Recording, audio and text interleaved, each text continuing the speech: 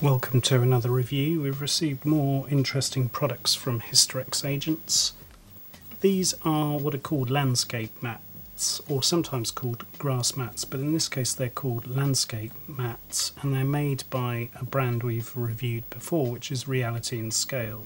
It's really pleasing to see that they've released really useful additions to their range. We'll quickly run through the different choices because there's several here, and you'll get a sense of what's available. We'll call them out in no particular order. This one is Wild Grass Type 1. There's Wasteland. Wild Spring Meadow. This is notable because it's got rocks and flower and twig detail. It's Wild Grass and Hills Type 2. Autumn Meadow, which has sort of leaves and other materials in it. Snowy Meadow, perfect for your winter scenes, and Forest Floor.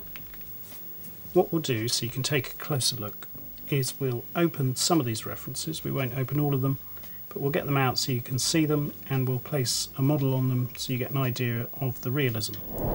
We'll open this one, Wild Grass Type 1.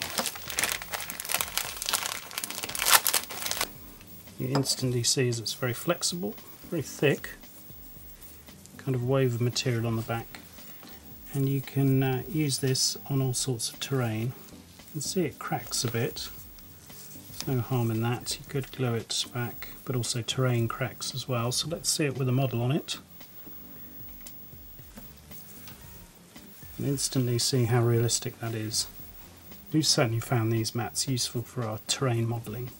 They really add a whole level of realism. You can of course weather them a bit more, use dry brushing or actual airbrushing to change the colour variation even more, but as they come out of the packet that looks very good. I'm going to try mat 15, Wasteland.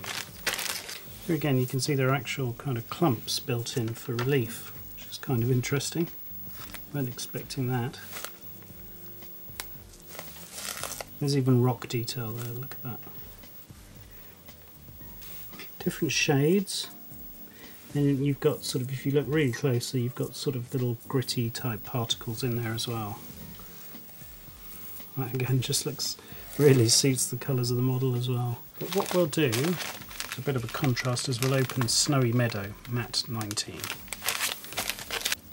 We have to confess we don't really know how they've got that kind of snowy effect. It's sort of granular, powdery, off-white sort of material. Not really sure, but let's see how it looks with a vehicle on it. Yeah, that looks good.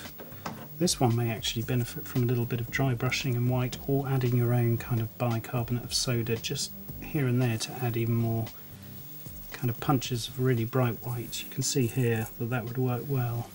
There is variety in the white that they've used, but overall that's very effective. You can of course use this type of material over any terrain, so you sculpt it in polystyrene or whatever and then drape this over it.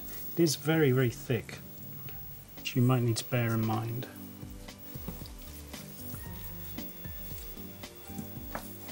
There you have it.